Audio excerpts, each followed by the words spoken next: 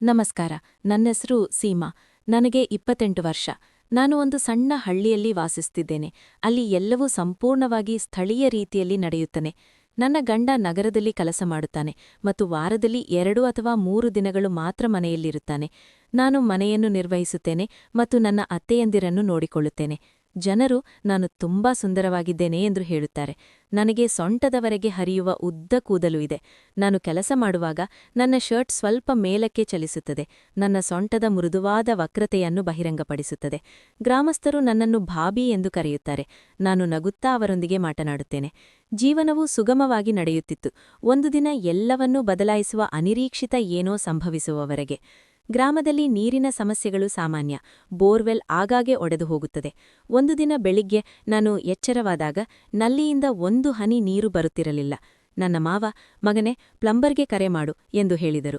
ನಾನು ರಾಮು ಪ್ಲಂಬರ್ ಅವರ ಸಂಖ್ಯೆಯನ್ನು ಪ್ರಯತ್ನಿಸಿದೆ, ಆದರೆ ಅದು ಸ್ವಿಚ್ ಆಫ್ ಆಗಿತ್ತು. ನಂತರ ನನಗೆ ಹೊಸ ಪ್ಲಂಬರ್ ಬಂದಿರುವುದು ನೆನಪಾಯಿತು. ಅವರ ಹೆಸರು ಶ್ಯಾಮ್. ಅವರು ಕೆಲಸದಲ್ಲಿ ಚುರುಕಾಗಿದ್ದಾರೆ ಮತ್ತು ವಿಷಯಗಳನ್ನು ಬೇಗನೆ ಸರಿಪಡಿಸುತ್ತಾರೆ ಎಂದು ಜನರು ಹೇಳುತ್ತಾರೆ. ನನ್ನ ಮಾವ, ಅವರು ಒಳ್ಳೆಯ ವ್ಯಕ್ತಿ ಎಂದರು. ನಾನು ಅವರಿಗೆ ಕರೆ ಮಾಡಿದೆ. ಅವರು, ಭಾಬಿ, ನಾನು ಈಗಲೇ ಬರುತ್ತಿದ್ದೇನೆ, ನೀರಿನ ಸಮಸ್ಯೆ ಇದೆಯೇ, ನಾನು ನೋಡುತ್ತೇನೆ ಎಂದರು. ಅವರ ಧ್ವನಿಯಲ್ಲಿ ವಿಚಿತ್ರವಾದ ಮಾಧುರ್ಯವಿತ್ತು. ಸ್ವಲ್ಪ ಸಮಯದ ನಂತರ ಅವರು ಬಂದರು. ಕೈಯಲ್ಲಿ ಟೂಲ್ ಬಾಕ್ಸ್, ಮುಖದಲ್ಲಿ ಸ್ವಲ್ಪ ನಗು. ಹೆಲೋ ಭಾಬಿ, ನಾನು ಶ್ಯಾಮ್. ಅವರು ಒಳಗೆ ಬಂದರು. ಅವರು ಬೋರ್ವೆಲ್ಗೆ ಹೋಗಿ ಕೆಲಸ ಮಾಡಲು ಪ್ರಾರಂಭಿಸಿದರು. ಪೈಪ್ಗಳನ್ನು ಬಿಚ್ಚಿ ಪಂಪ್ ಪರೀಕ್ಷಿಸುತ್ತಿದ್ದರು. ನಾನು ಹತ್ತಿರದಲ್ಲಿ ನಿಂತು ನೀರು ತರುತ್ತಿದ್ದೆ. ಅವರು ಕೆಲಸಕ್ಕೆ ಬಾಗುತ್ತಿದ್ದಂತೆ ಅವರ ಶರ್ಟ್ ಸ್ವಲ್ಪ ಮೇಲಕ್ಕೆ ಏರಿತು. ಅವರ ಬೆನ್ನಿನ ಸ್ನಾಯುಗಳು ಸ್ಪಷ್ಟವಾಗಿ ಗೋಚರಿಸುತ್ತಿದ್ದವು. ಅವರು ಸಾಕಷ್ಟು ಬಲಶಾಲಿಯಾಗಿ ಕಾಣುತ್ತಾರೆ ಎಂದು ನಾನು ಭಾವಿಸಿದೆ. ಆದರೆ ನಾನು ಮೌನವಾಗಿ ನನ್ನ ಕೆಲಸವನ್ನು ಮುಂದುವರಿಸಿದೆ. ಕೆಲಸ ಮಾಡುವಾಗ ಅವರು ಕೇಳಿದರು, ಭಾಬಿ, ನಾನು ಮನೆಯಲ್ಲಿ ಇನ್ನೇನಾದರೂ ಪರೀಕ್ಷಿಸಬೇಕೇ? ನಾನು ಮುಗುಳ್ನಕ್ಕು, ಇಲ್ಲ, ನೀರು ಮಾತ್ರ ಎಂದೆ. ಅವರು ಹೇಳಿದರು, ಸರಿ, ಆದರೆ ಅದು ಸೋರಿಕೆಯಾಗುತ್ತಿದ್ದರೆ ಅಥವಾ ಟ್ಯಾಂಕ್ ಸೋರಿಕೆಯಾಗುತ್ತಿದ್ದರೆ ನನಗೆ ತಿಳಿಸಿ, ನಾನು ಪ್ರತಿ ವಾರ ಪರೀಕ್ಷಿಸುತ್ತೇನೆ.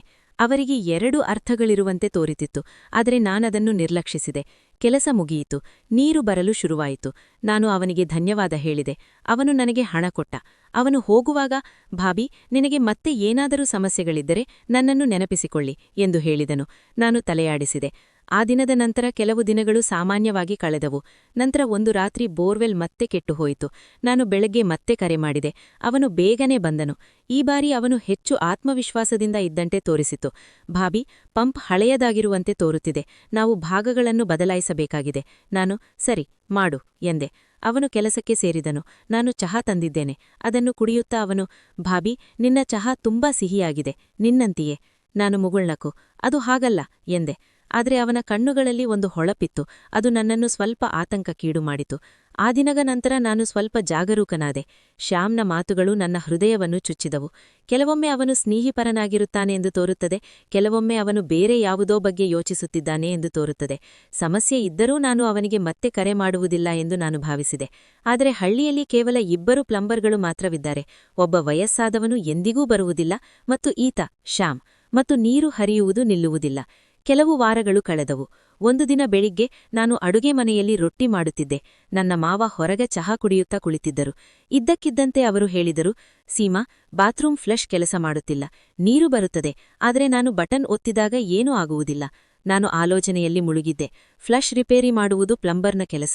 ಮಾವ ಆ ಶ್ಯಾಮ್ಗೆ ಕರೆ ಮಾಡು ಎಂದು ಹೇಳಿದರು. ಅವನು ಈಗ ನಮ್ಮ ಮನೆಗೆ ನಿಯಮಿತನಾಗಿದ್ದಾನೆ. ನಾನು ನನ್ನ ಹೃದಯದಲ್ಲಿ ಹೆದರಿತಿದ್ದೆ, ಆದರೆ ಹೌದು ಎಂದು ಹೇಳಿ ಅವನಿಗೆ ಕರೆ ಮಾಡಿದೆ. ಅವನು ತಕ್ಷಣ ಉತ್ತರಿಸಿದ, ಭಾಬಿ, ನಾನು ಅವನನ್ನು ಇಂದು ಬೆಳಿಗ್ಗೆ ಬೇಗನೆ ನೆನಪಿಸಿಕೊಂಡೆ. ಏನಾಯಿತು? ನಾನು ಅವನಿಗೆ ಫ್ಲಶ್ ಬಗ್ಗೆ ಹೇಳಿದೆ.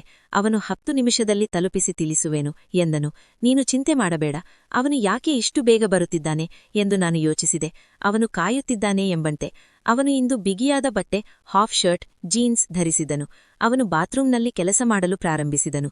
ನಾನು ಹೊರಗೆ ನಿಂತಿದ್ದೆ. ಬಾಗಿಲು ಸ್ವಲ್ಪ ತೆರೆದಿಟ್ಟು. ಅವನು ಫ್ಲಶ್ ಟ್ಯಾಂಕ್ ತೆರೆಯುತ್ತಿದ್ದನು.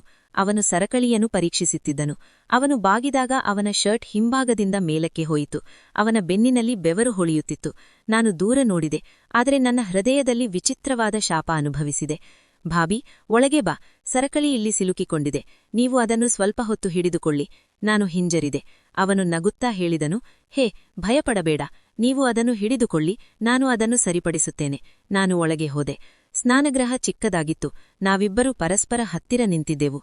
ಅವನು ನನ್ನ ಕೈಯನ್ನು ಹಿಡಿದು ಸರಕಳಿಯ ಕಡೆಗೆ ತೆಗೆದುಕೊಂಡ. ಅವನ ಬೆರಳುಗಳು ಬೆಚ್ಚಗಿದ್ದವು. ಅವನು ಸರಕಳಿಯನ್ನು ಹಿಡಿದನು. ಅವನು ಅದನ್ನು ನಿಧಾನವಾಗಿ ಅಲ್ಲಾಡಿಸಿದನು. ಫ್ಲಶ್ ಪ್ರಾರಂಭವಾಯಿತು. ಅವನು ಹೇಳಿದನು, ನೋಡಿ ಭಾಬಿ, ಅದು ಎಷ್ಟು ಸುಲಭವಾಗಿ ಮಾಡಲ್ಪಟ್ಟಿದೆ. ಕೆಲವೊಮ್ಮೆ ನಿಮಗೆ ಬೇಕಾಗಿರುವುದು ಸ್ವಲ್ಪ ಸ್ಪರ್ಶ. ನಂತರ ನನಗೆ ಮತ್ತೆ ಡಬಲ್ ಮೀನಿಂಗ್ ಅನಿಸಿತು. ನಾನು ನಾಚಿಕೆಯಿಂದ ಹೊರಗೆ ಬಂದೆ. ಕೆಲಸ ಮುಗಿದ ನಂತರ ಅವನು ಹೇಳಿದನು, ಅತ್ತಿಗೆ, ನಿಮ್ಮ ಸ್ನಾನಗೃಹ ಸ್ವಲ್ಪ ಚಿಕ್ಕದಾಗಿದೆ. ನೀವು ಅದನ್ನು ಮರುವಿನ್ಯಾಸ ಮಾಡಿಸಲು ಬಯಸಿದರೆ ನಾನು ವಿನ್ಯಾಸವನ್ನು ಸೂಚಿಸಬಹುದು. ಆಧುನಿಕ ಶವರ್, ಟೈಲ್ಡ್ ಫ್ಲೋರ್. ಈಗ ಬೇಡ, ನನ್ನ ಹತ್ತಿರ ಹಣವಿಲ್ಲ ಎಂದು ನಾನು ಹೇಳಿದೆ. ಅವನು ಮುಗುಳ್ನಕ್ಕು, ಹಣದ ಬಗ್ಗೆ ಚಿಂತೆ ಮಾಡಬೇಡಿ, ನಾನು ನಿನಗೆ ರಿಯಾಯಿತಿ ಕೊಡುತ್ತೇನೆ, ನಿನಗೆ ಏನು ಬೇಕಾದರೂ. ಅವನ ಸ್ವರ ಅವನು ಬಾತ್ರೂಂನ ಬಗ್ಗೆ ಮಾತ್ರ ಮಾತನಾಡುತ್ತಿಲ್ಲವೆಂಬಂತೆ ಇತ್ತು. ಅವನು ಹೋದ ನಂತರ ನಾನು ಆಶ್ಚರ್ಯಪಡಲು ಪ್ರಾರಂಭಿಸಿದೆ. ಈ ವ್ಯಕ್ತಿ ನಿಜವಾಗಲೂ ಒಂಟಿಯೇನೋ ಅಥವಾ ನಾನು ಅತಿಯಾಗಿ ಯೋಚಿಸುತ್ತಿದ್ದೇನೋ? ಆದರೂ ಅವನ ಮಾತುಗಳು, ಅವನ ಸ್ಪರ್ಶ ಎಲ್ಲವೂ ನನಗೆ ನೆನಪಾಯಿತು. ಆ ಸಂಜೆ ನನಗೆ ಗಂಡನಿಂದ ನನಗೆ ಕರೆ ಬಂದಿತ್ತು. ಅವನು ಕೇಳಿದನು, ಹೇಗಿದ್ದೀರಿ? ಮನೆಯಲ್ಲಿ ಎಲ್ಲವೂ ಸರಿಯಾಗಿದೆಯೇ? ನಾನು ಹೇಳಿದೆ, ಹೌದು, ಎಲ್ಲವೂ ಚೆನ್ನಾಗಿದೆ. ನಾನು ಫ್ಲಶ್ ಬಗ್ಗೆ ಹೇಳಲಿಲ್ಲ. ಆ ರಾತ್ರಿ ನಾನು ಮಲಗಿದ್ದಾಗ ನನಗೆ ಒಂದು ಆಲೋಚನೆ ಬಂದಿತು. ಶ್ಯಾಮ್ ಹೀಗೆ ಬರುತ್ತಲೇ ಇದ್ದರೆ ಏನಾಗುತ್ತದೆ? ನನಗೆ ಭಯ ಮತ್ತು ವಿಚಿತ್ರ ಉತ್ಸಾಹ ಎರಡೂ ಅನಿಸಿತು. ಮುಂದಿನ ಕೆಲವು ದಿನಗಳವರೆಗೆ ನಾನು ನನ್ನನ್ನು ಕಾರ್ಯನಿರತವಾಗಿಸಿಕೊಂಡಿದ್ದೆ. ಮನೆ ಕೆಲಸ, ಅತ್ತೆಯ ಔಷಧಿ ಎಲ್ಲವೂ. ಆದರೆ ನನ್ನ ಮನಸ್ಸು ಶ್ಯಾಮ್ ಕಡೆಗೆ ಹಿಂತಿರುಗುತ್ತಲೇ ಇತ್ತು. ಒಂದು ಮಧ್ಯಾಹ್ನ ನಾನು ಮನೆಯಲ್ಲಿ ಒಬ್ಬಂಟಿಯಾಗಿದ್ದೆ. ನನ್ನ ಅತ್ತೆಯಂದಿರು ನೆರೆಹೊರೆಗೆ ಹೋಗಿದ್ದರು. ನಾನು ಟೆರೇಸ್ನಲ್ಲಿ ಬಟ್ಟೆ ಒಣಗಿಸುತ್ತಿದ್ದೆ. ಇದ್ದಕ್ಕಿದ್ದಂತೆ ಕೆಳಗೆ ಒಂದು ಧ್ವನಿ ಕೇಳಿಸಿತು, ಭಾಬಿ, ಭಾಬಿ. ನಾನು ಹೊರಗೆ ನೋಡಿದೆ ಮತ್ತು ಶ್ಯಾಮ್ ಅಲ್ಲಿ ನಿಂತಿದ್ದ. ಅವನ ಕೈಯಲ್ಲಿ ಒಂದು ಸಣ್ಣ ಪ್ಯಾಕೇಜ್. ನಾನು ಕೆಳಗೆ ಹೋದೆ. ಅವನು, ಭಾಬಿ, ನಿನ್ನ ಟ್ಯಾಂಕ್ ಮುಚ್ಚಳ ಸವೆದು ಹೋಗಿರಬಹುದು ಎಂದು ನಾನು ಭಾವಿಸುತ್ತಿದ್ದೆ. ನಾನು ಹೊಸದನ್ನು ಖರೀದಿಸಿದೆ. ನಾನು ಅದನ್ನು ಉಚಿತವಾಗಿ ಸರಿಪಡಿಸಬೇಕೇ? ನಾನು, ಓ ಇಲ್ಲ, ಏಕೆ ಬೇಡ? ಅವನು, ಭಾಬಿ, ಅದು ಒಂದು ಸಣ್ಣ ವಿಷಯ. ರಾತ್ರಿಯಲ್ಲಿ ನಿಮ್ಮ ಟ್ಯಾಂಕ್ ತುಂಬಿ ಹರಿಯುತ್ತದೆಯೇ? ನಾನು ಅದನ್ನು ನೋಡಿದೆ. ನಾನು ಅದನ್ನು ಸರಿಪಡಿಸಿದಲೇ ಚೆನ್ನಾಗಿರುತ್ತದೆ. ನಾನು ಆಲೋಚನೆಯಲ್ಲಿ ಮುಳುಗಿದ್ದೆ. ಟ್ಯಾಂಕ್ ಮುಚ್ಚಳವು ನಿಜವಾಗಿಯೂ ಸಡಿಲವಾಗಿತ್ತು. ನಾನು ಹೌದು ಎಂದು ಹೇಳಿದೆ. ಅವನು ಛಾವಣಿಯ ಮೇಲೆ ಹತ್ತಿದನು. ನಾನು ಕೂಡ ಹೋದೆ. ಅವನು ಟ್ಯಾಂಕ್ ಬಳಿ ಕುಳಿತು ಕೆಲಸ ಮಾಡಲು ಪ್ರಾರಂಭಿಸಿದನು. ಸೂರ್ಯ ಹೊಳೆಯುತ್ತಿತ್ತು. ಅವನ ಶರ್ಟ್ ಬೆವರಿನಿಂದ ಒದ್ದೆಯಾಗಿತ್ತು. ಅವನು, ಭಾಬಿ, ದಯವಿಟ್ಟು ಒಂದು ಬಕೆಟ್ ನೀರು ತನ್ನಿ ಎಂದು ಹೇಳಿದನು. ನಾನು ಅದನ್ನು ಪರೀಕ್ಷಿಸಲು ಬಯಸಿದ್ದೆ. ನಾನು ಬಕೆಟ್ ತಂದೆ. ಅವನು ಕೆಳಗೆ ಬಾಗಿ ತನ್ನ ಸೊಂಟವನ್ನು ಬಹಿರಂಗಪಡಿಸಿದನು. ಅವನ ಪ್ಯಾಂಟ್ ಸ್ವಲ್ಪ ಕೆಳಗೆ ಜಾರಿತು. ನಾನು ದೂರ ನೋಡಿದೆ. ಅವನು ನಕ್ಕನು. ಭಾಬಿ, ನಿನಗೆ ನಾಚಿಕೆ ಭಾವನೆಯಿದೆ ಸರಿಯೇ? ನಾವು ಕೆಲಸ ಮಾಡುತ್ತಿದ್ದೇವೆ. ನಾನು, ಬೇಗ ಮುಗಿಸು ಎಂದು ಹೇಳಿದೆ. ಕೆಲಸ ಮಾಡುತ್ತಾ ಅವನು, ಭಾಬಿ, ನಿನ್ನ ಕಣ್ಣುಗಳು ತುಂಬಾ ಸುಂದರವಾಗಿವೆ, ಕಥೆ ಹೇಳುತ್ತಿರುವಂತೆ ಅಂದನು. ನಾನು ಮೌನವಾಗಿದ್ದೆ. ಮತ್ತು ನಂತರ, ನಿನ್ನ ನಗು, ವಾಹ್, ಗಂಡ ಅದೃಷ್ಟಶಾಲಿ ಎಂದನು. ನಾನು ಹೀಗೆ ಮಾತನಾಡುವುದನ್ನು ನಿಲ್ಲಿಸು ಎಂದೆ. ಅವನು, ಓ, ನಾನು ಸತ್ಯ ಹೇಳುತ್ತಿದ್ದೇನೆ ಎಂದನು. ಹಳ್ಳಿಯಲ್ಲಿ ಅಷ್ಟು ಚೆನ್ನಾಗಿ ಕಾಣುವವರು ಯಾರೂ ಇಲ್ಲ. ಸಂಭಾಷಣೆ ಮುಂದುವರೆಯಿತು. ಅವನು ಮುಚ್ಚಳವನ್ನು ಮುಚ್ಚಿ ಹೇಳಿದನು, ಈಗ ಅದು ಉಕ್ಕಿ ಹರಿಯುವುದಿಲ್ಲ. ಆದರೆ ರಾತ್ರಿ ನೀರಿನ ಶಬ್ದ ಕೇಳಿದರೆ ನಾನು ಬರುತ್ತೇನೆ ಎಂದು ಹೇಳು. ಅವನು ಹೊರಡಲು ಪ್ರಾರಂಭಿಸಿದಾಗ ಮತ್ತೆ ಡಬಲ್ ಮೀನಿಂಗ್ ಹೇಳಿದನು. ಭಾಬಿ, ನಾಳೆ ಊರಿನ ಹೊರಗೆ ನದೀ ದಂಡೆಯಲ್ಲಿ ಜಾತ್ರೆ ನಡೆಯುತ್ತಿದೆ. ಬಾ. ಸಾದ್, ನಾನು ಅತ್ತೆಗೆ ಸ್ವಲ್ಪ ಕೆಲಸವಿದೆ ಎಂದು ಹೇಳುತ್ತೇನೆ. ನಾನು ನಿರಾಕರಿಸಿದೆ. ಆದರೆ ನನ್ನ ಮನಸ್ಸಿನಲ್ಲಿ ಏನೋ ಕಲಕಿತು. ನಾನು ರಾತ್ರಿಯಲ್ಲಿ ಹೋಗಬೇಕೇ ಎಂದು ಯೋಚಿಸುತ್ತಿದ್ದೇನೋ? ಇಲ್ಲ, ಅದು ತಪ್ಪೇ. ಆದರೆ ಅದು ಹೆಚ್ಚುತ್ತಿತ್ತು. ನಾನು ಜಾತ್ರೆಗೆ ಹೋಗಲು ನಿರ್ಧರಿಸಿದೆ. ಆದರೆ ಒಬ್ಬಂಟಿಯಾಗಿ ಅಲ್ಲ. ನಾನು ನನ್ನ ಅತ್ತೆಯನ್ನು ನನ್ನೊಂದಿಗೆ ಕರೆದುಕೊಂಡು ಹೋದೆ. ಜಾತ್ರೆ ಪ್ರಾರಂಭವಾದಾಗ ಶ್ಯಾಮ್ ನನ್ನನ್ನು ಅಲ್ಲಿ ಭೇಟಿಯಾದರು. ಅವರು, ಅತ್ತಿಗೆ ಇಲ್ಲಿದ್ದಾರೆ ಎಂದು ಹೇಳಿದರು. ನನ್ನ ಅತ್ತೆ, ಹೋಗಿ ನೋಡು ಮಗನೇ, ನಾನು ಇಲ್ಲಿ ಕುಳಿತಿದ್ದೇನೆ ಎಂದು ಹೇಳಿದರು. ನಾನು ಅವರೊಂದಿಗೆ ಉಯ್ಯಾಲೆ ಮತ್ತು ಆಹಾರ ಮಳಿಗೆಗಳಿಗೆ ಹೋದೆ. ಅವರು, ಅತ್ತಿಗೆ, ಗುಲಾಬ್ ಜಾಮೂನ್ ತಿನ್ನಿ ಎಂದು ಹೇಳಿದರು. ನಾನು ಬಿಸಿ ಜಾಮೂನ್ ತಿಂದೆ. ಅವರ ಕೈ ನನ್ನ ಕೈಗೆ ತಗುಲಿತು. ಅದು ವಿದ್ಯುತಾಘಾತದಂತೆ ಭಾಸವಾಯಿತು. ಅವರು ಹೇಳಿದರು, ಅತ್ತಿಗೆ, ನೀವು ಆ ಸಲ್ವಾರ್ ಸೂಟ್ನಲ್ಲಿ ಸುಂದರವಾಗಿ ಕಾಣುತ್ತೀರಿ, ನಾಯಕಿಯಂತೆ. ನಂತರ ಅವರು ನನ್ನನ್ನು ಕಡಿಮೆ ಜನರಿದ್ದ ಶಾಂತ ಮೂಲೆಗೆ ಕರೆದೊಯ್ದರು. ಅವರು, ಅತ್ತಿಗೆ, ನಾನು ನಿಮಗೆ ಒಂದು ವಿಷಯ ಹೇಳಲು ಬಯಸುತ್ತೇನೆ. ನಾನು ಭಯಪಡುತ್ತಿದ್ದೆ. ಅವರು ಹೇಳಿದರು, ನನಗೆ ನೀವು ತುಂಬಾ ಇಷ್ಟ. ನಿಮ್ಮ ಪ್ರತಿಯೊಂದು ಮಾತು, ನಿಮ್ಮ ಪ್ರತಿಯೊಂದು ಹಾವಭಾವ. ನೀವು ಮದುವೆಯಾಗಿದ್ದೀರಿ ಎಂದು ನನಗೆ ಗೊತ್ತು, ಆದರೆ ನನ್ನ ಹೃದಯ ಒಪ್ಪುವುದಿಲ್ಲ. ನಾನು, ಶ್ಯಾಮ್, ನೀವೇನು ಹೇಳುತ್ತಿದ್ದೀರಿ? ನಾನು ನಿಮ್ಮ ಅತ್ತಿಗೆ. ಅವರು, ಅತ್ತಿಗೆ, ನಾನು ಯಾವುದೇ ತಪ್ಪು ಮಾಡುವುದಿಲ್ಲ, ನಿಮ್ಮೊಂದಿಗೆ ಮಾತನಾಡುವುದನ್ನು ನಾನು ಆನಂದಿಸುತ್ತೇನೆ ಎಂದು ಹೇಳಿದರು. ನಾನು ಹೊರಟು ಹೋದೆ. ನಾನು ಮನೆಗೆ ಬಂದು ಅಳಲು ಪ್ರಾರಂಭಿಸಿದೆ. ನಾನು ಮತ್ತೆ ಕರೆ ಮಾಡುವುದಿಲ್ಲ ಎಂದು ಭಾವಿಸಿದೆ. ಆದರೆ ಮರುದಿನ ಅವರು ಮತ್ತೆ ಬಂದರು. ಅವರು, ಅತ್ತಿಗೆ, ನಿನ್ನೆ ಕ್ಷಮಿಸಿ, ನನ್ನ ಹೃದಯದಲ್ಲಿ ಏನಿದೆ ಎಂದು ನಿಮಗೆ ಹೇಳಲು ಬಯಸಿದ್ದೆ. ನಾನು ಮೌನವಾಗಿದ್ದೆ. ಅವರು ಕೆಲಸ ಮಾಡಲು ಪ್ರಾರಂಭಿಸಿದರು.